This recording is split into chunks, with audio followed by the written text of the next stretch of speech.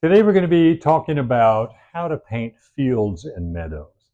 And the goal here is to make the meadows look interesting and give them depth and atmosphere.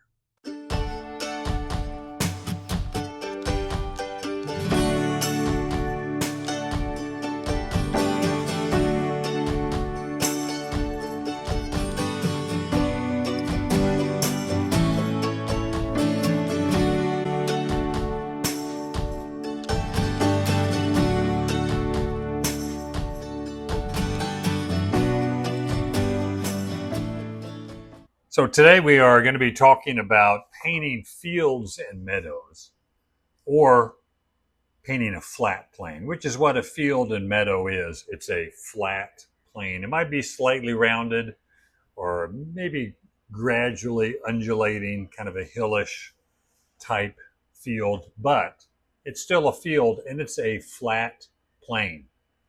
And what I mean by a flat plane is this. If we think about our landscapes as having four distinct planes, this diagram here is very helpful. The sky is the first plane, number one. The flat plane, or the meadow and fields, we're going to be talking about number two.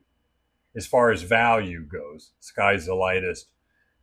Flat plane or field is second lightest. Then comes the slanted plane, which would be hills, mountains, rooftops. They would be the third plane, slanted, and there would be the next darkest. And then lastly, the fourth plane is vertical planes, upright planes, and that would be trees, anything that's vertical, maybe sheer cliffs, walls on a barn or a house. Now, typically, these planes are big shapes, not tiny details. So I could have a little bit of a slanted on some trees, or I could have a vertical on some mountains. But overall, as big a shape as we can get, this is how the planes line up. Sky the lightest, flat plane next lightest, slanted plane third lightest, and then the darkest is vertical planes. You can see how that lines up. Same thing over here. If the light's coming, from one direction, all these planes are catching the light at a different angle, because the vertical is catching light differently than the slanted, and slanted is catching light differently than the flat plane. And then the sky is the light source. So it's generally the lightest. And when you think about your landscape this way, it helps you to simplify. In other words, I want to force everything I see into those four planes. And if I can do that in my block-in, early stages of the painting, then it's a lot easier to work out the finish of the painting. And separating these four planes value-wise creates depth in your painting. If I get these planes too much the same value, like the sky plane and the field or the flat plane are the same value, it's going to flatten my painting, because we're working on a two-dimensional surface. And the only way to create the illusion of depth is to separate those four planes. Now, that's a very simple explanation. And I think it is a simple idea, but it gets very complicated in some landscapes. Let's look at a photograph here before we get to paintings of meadows and fields. Here's a photograph from Colorado. And if I make this a black and white, like that, you can see this lines up that way. The sky's the lightest. The field and meadow is or flat plane, is the second lightest. Then the slanted hill, third lightest, and then the trees are darkest. And that works because the light is coming straight down. It's a cloudy day. So the light is diffused, filtering through the clouds, coming straight down. And that rings true as far as the planes go on a cloudy day. And most of the time on a sunny day, but not always. John Carlson talks about this, the four planes. I think he calls it subsequent angles and planes of a landscape. I forget which chapter it is, but it's in his book, and he describes it. He says the sky is always the lightest, and the flat plane is always the next, and then the slanted, then the vertical. And it never, even if it was snow on the ground, white snow on the ground, the flat plain, he always makes the sky the lightest. And that works in upper state New York, on the East Coast, Midwest, in the South, pretty much, especially on a cloudy day. But out west and in the Southwest, where you have cliffs and mountains that are white, sand on the ground that's really bright, and less atmosphere, there's less moisture in the air. So that's different. Sometimes you can get the flat plain being the lightest, and the dark blue, clear sky on a sunny day is maybe the second or third darkest. And then sometimes in Colorado, in the fall, you have aspens that are very bright and yellow. And if the sun is low in the sky, they can be the lightest. But the key is, don't make the four planes the same value. Just don't make the flat plane the same value as the sky plane, or the slanted the same value as the trees, or vertical plane. That's the main explanation for planes there. So let's get started with, I thought that would help understand the planes of a landscape, because the fields and meadows are going to fit into the flat plane. Let's start looking at paintings. This is a painting by Charles Daubenet, French painter, did a lot of fields and meadows. And here you can see lines up fairly well. Sky's the lightest. The field here is probably the next lightest. Trees are darkest. No slanted plane here to speak of. But there are four keys to painting fields and meadows I want to talk about. Number one is fields and meadows are a flat plane, usually the second lightest. And that's what I was talking about earlier. Number two, more detail or texture in the foreground. You can see that here. He's got more little dots and dashes, little value changes, color changes in the foreground. That's detail and texture. And then in the background, a lot less. So detail gradually fades away. And I call it texture because it's, value changes that create a texture. In the background, there's less texture because you don't see the value change. And then brush strokes are more vertical in the foreground and flatter in the background. So closer you are in the foreground, the brush strokes can be short, choppy, vertical strokes. But in the background, and sometimes in the middle ground, my brush strokes want to be flat, horizontal. That's going to make the field lay down and go back into the distance. Then make your flat planes slightly rounded. In other words, I don't want a perfectly straight line here. It's a little static. And Charles here does have it slightly rounded. The earth is rounded. It's not flat. So there's something about on a flat surface when you draw that, and this isn't the horizon, but it's where the trees, the vertical plane meets the flat plane. Make it slightly rounded. And we'll talk about that as we see different paintings. So another Charles Daubenet. It's a beautiful painting. Very subtle. And you can see in the foreground, there's more texture. There's more detail, darks and lights. And then in the background, the field gets more simple. There's a bit more color in the foreground, not much. He doesn't have a lot of value change from foreground to background. He could have done that. That would have created more depth. But it's a beautiful little painting. This one is by Alfred West. He was a British painter, late 1800s, early 20th century. And you can see his foreground, even though it's in shadow, it has more texture, more detail. And as you go back, less and less texture, detail. In the very background fields and meadows, the brush strokes are very horizontal. They aren't in the foreground. They're short, choppy, vertical, or he's scrubbing them in, kind of slightly vertical. And this is a common technique, is to throw a shadow in the foreground to break it up.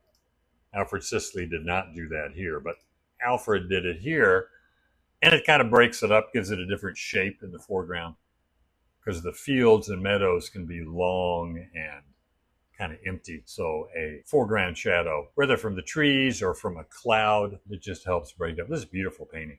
This is Alfred Sisley. He did tons of meadows and fields in France. He was a British impressionist. He was British, but considered a French impressionist. And he was my favorite painter in art school. Went to art school at the American Academy in Chicago, and the Art Institute, the museum, was across the street, maybe a couple of blocks down. And I'd go there all the time and look at the Sisleys. They had really nice Alfred Sisley paintings and learned a lot from his. And again, you can see the short, choppy, busy brush strokes up front.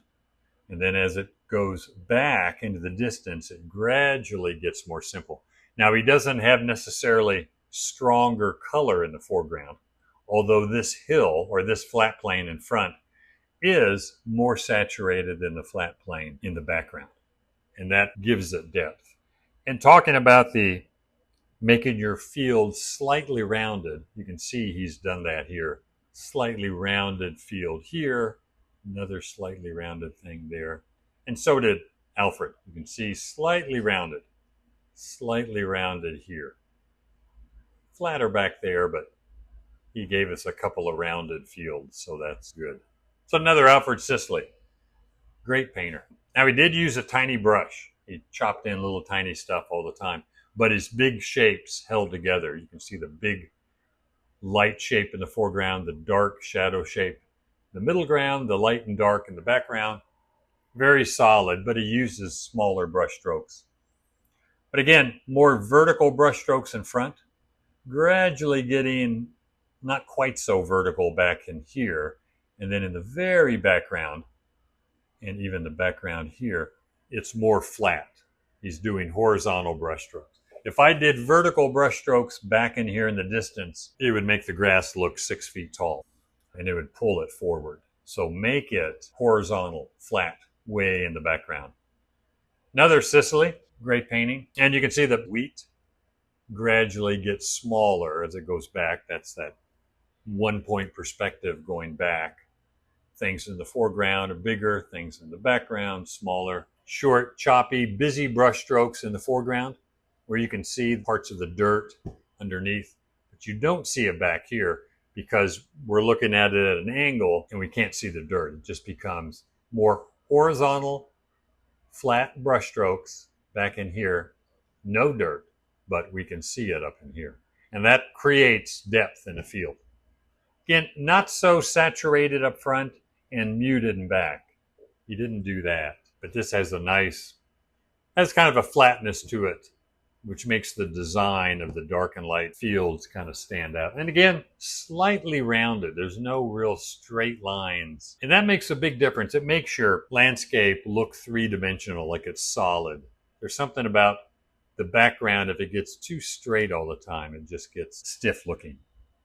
Here again, a little bit slightly rounded. In the field, really busy up front and then more simple. Colors get cooler in the background and stay a bit warmer in the foreground. Beautiful painting. Another Sisley, brighter colors, really strong purple background back in there.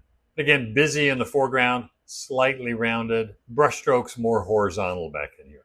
Not as muted in the background. You can mute that back there and that would create a bit more depth. Another Sisley.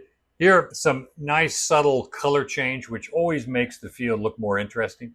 He's got this kind of pale yellow-green here, and he breaks it up with a little bit of a yellow in the background, just a different type of grass, and then a yellow grayish green here. So it's got about 3 different greens in the light, and he's got the dark greens here. So subtle color, subtle value change as the field recedes is very helpful in making it look more interesting because it can get really boring if everything is just a flat value, all the same color and brushwork and intensity. Now this is a painting by Frank Vincent Dumond, who's early 20th century, known more as a teacher, but his landscape's really nice. This is a beautiful landscape. You can see, even though it's a flat plane here, it's slightly rounded, short, choppy, vertical brush strokes. The green is strongest here with some lighter flat areas like dirt or shorter grass here. Little dots and dashes of light and dark, short, choppy, vertical strokes.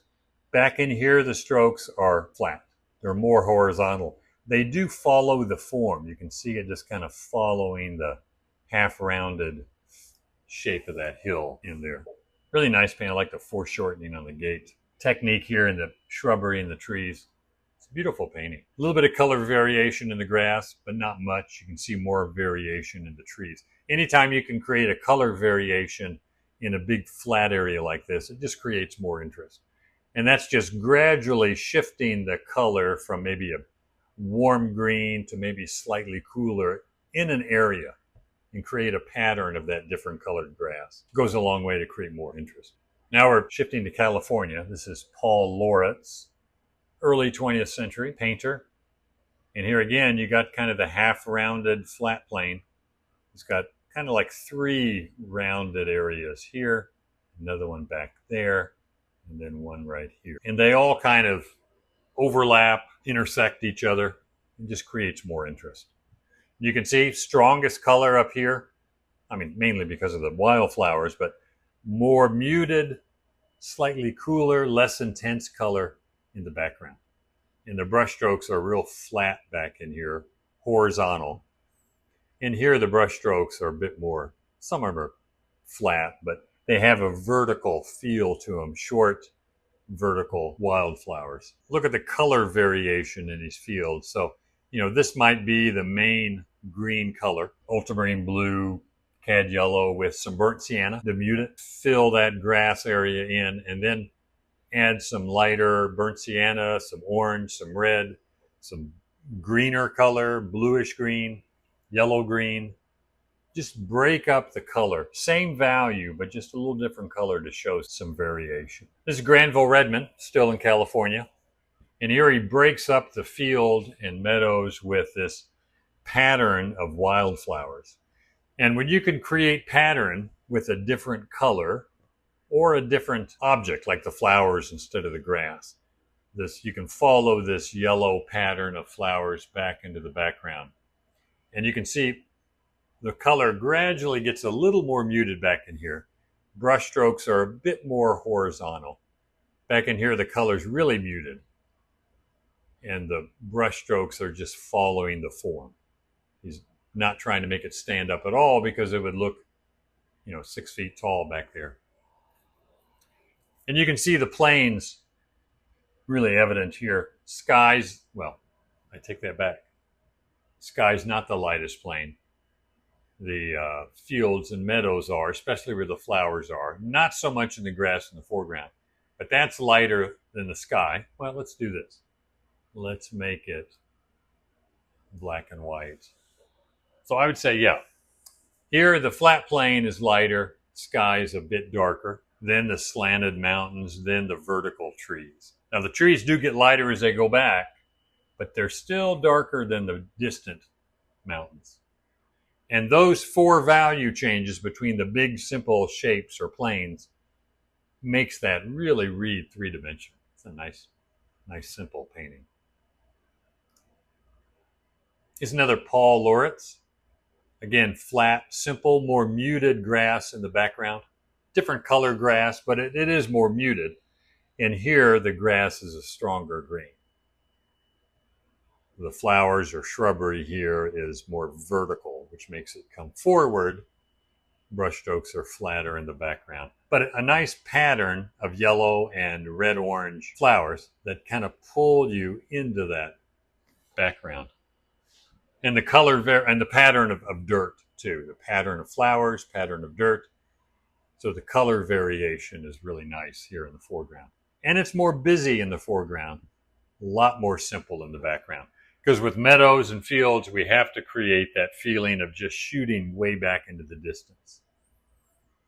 Unless your meadow and field doesn't have a lot of distance. It's another Granville Redmond. And you can see there's wildflowers everywhere, but they're strongest up front. Again, that kind of half-rounded flat plane is half-rounded instead of just straight across. It's really rounded here. It's more of a hill. But the yellow and orange and blue and green in the foreground is a lot more muted in the background. And you can mute it by just adding a bit of white, making it slightly lighter. We'll get it lighter, plus the white will tone down the color a little bit. And then if you want to mute it more, just add a little bit of a complement to the green, or a violet to the yellow, which is complement, or an orange to the blue, which is complement. Now I threw in a few of mine.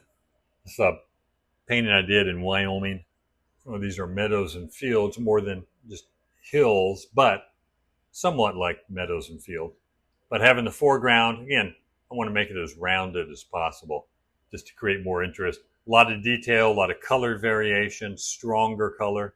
Then the color gets slightly more muted back in here, a little bit more muted back in here, and then it's the grayest back in here. It's still sunlit. It's still strong enough color-wise that it looks sunlit.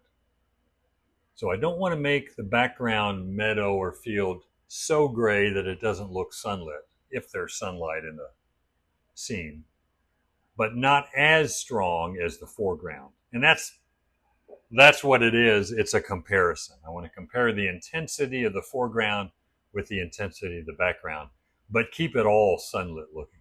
This is in California, Southern California.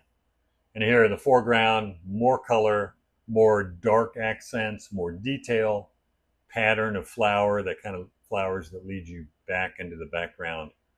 And then the field here, even though it's a bit more of a hill, still a lot of the same colors, but just more muted, not as many little details, and then more muted back in here.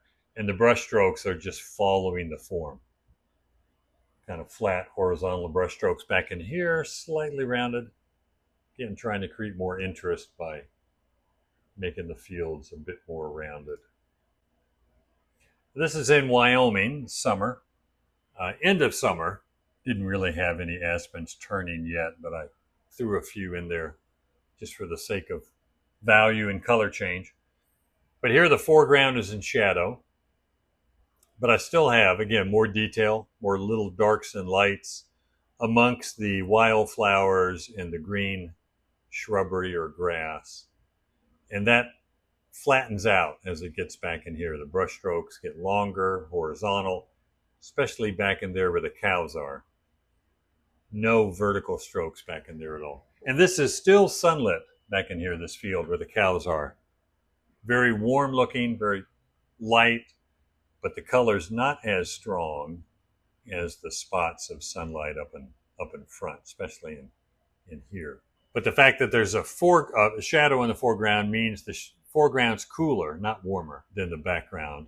But the color's still more intense because it's in the foreground. And there's just more detail in the foreground. And darker darks in the foreground, and the darks get lighter in the background. So thinking through how to make things recede and go back. It's a small color study of the Tongue River in Montana. Early morning. Not much detail in the foreground. This is a real quick color study outside. But the darkest accents are up front. Strongest colors up front. And probably blocked it in with this green here. Ultramarine blue, a little bit of yellow, cad yellow, and ochre. And filled in this area. Then there was some dirt and mud. So I got some burnt sienna, alizarin crimson, some violet, and kind of scrubbed into the green. So that kind of muted the green, plus the values a bit lighter and the color's not quite as intense. And then really muted back in the background. So that it's gray, a little less gray, starting to get more intense, and the most intense in the foreground. With a bit more detail. It's also in Wyoming, this is near Cody. And here the pattern of the bushes in the kind of field kind of pulls you into the cottonwood trees. Not much depth. I didn't do much with the yellow-green grass there.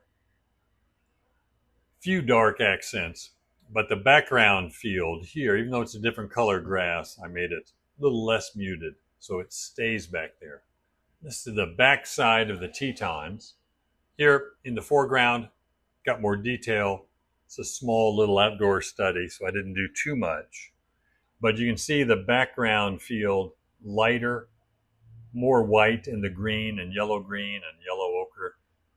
To make it slightly muted and make it go back. And then the stronger color and the dark accents. And I'm trying to create a shape of just taller grass, some wildflowers, and they wind back towards this area of the barn and the trees back there. Now this is Yellowstone with snow. Again, the snow creates a pattern that pulls your eye back, along with the grass. So I'm using those two the lighter value of the snow, the darker value of the grass, to create pattern, shape that gradually gets smaller and kind of pulls you back into the distance. Again, the brush strokes are more horizontal. Didn't get much of a half roundedness at the base. Could have pushed that just a little bit. But more detail in front, some darker darks, but definitely more detail. You see less area of snow in the background grass, again, because of the angle and it's receding, going back. Here I'm looking down on it so I can see more of the snow between the clumps of grass. This is in the Tetons. Again, I'm really going for variation of green. So I've got more detail, more dark darks, more color variation in the foreground. Then that gets a little less back in here and a little less back in there. And slightly more muted. But you can see the greens are stronger here. But I mix on the palette one basic green for the background green, the middle ground green, and then a little stronger one for the foreground green. Then I just paint into it. Not worrying about what I saw there. I just know it needs some variation of green. So I'll make it a bluer green, yellow green, kind of a reddish green, orange green. All kind of the same value and intensity in front. And then some of the same colors, a bit less intense, add a bit of white to it, or a bit of the complement, and that'll make it pull back. And again, the brush strokes more horizontal. Now this is the Wind River and the Wind River Mountains. And here I've got a shadow in the middle ground. So the foreground is in sunlight, a lot of dark accents, stronger color. Of course, the shadow in the kind of middle ground darkens the color and it mutes it a little bit. It's not as strong. But then popping it more yellow back in here, but not as strong as the foreground, and that's the key. And some variation. I went yellow, green, green, green, blue, green. I've got yellow, yellow, orange. And I can mix an orange with a alizarin and cad yellow, or get a cadmium orange, just for some variations of orange and reds. Just think about how to create variation. Once you get the values right, get some variation in those colors. And it doesn't have to match what's there. It just has to be variation. So it creates some interest. Because we're not going to match exactly what we see in God's creation with 9 colors plus white. But we can suggest it, just create a semblance of what's there. Last one here, this is in Colorado. And again, you can see the more detail in the foreground. Some darker darks, some vertical brush strokes, nice color variation. And it doesn't matter what the color is, just make it varied. As long as it's on kind of the yellowy, orangey side or green side. Well, it could be red, it could be any color. Just some variation. As long as the value is right. It's the value that matters, not the color. Simpler, more muted color back in the background. And then here, again, horizontal so that the more busy foreground comes forward. So that is Meadows and Fields. And if that was helpful, give us a like, and we will see you next time.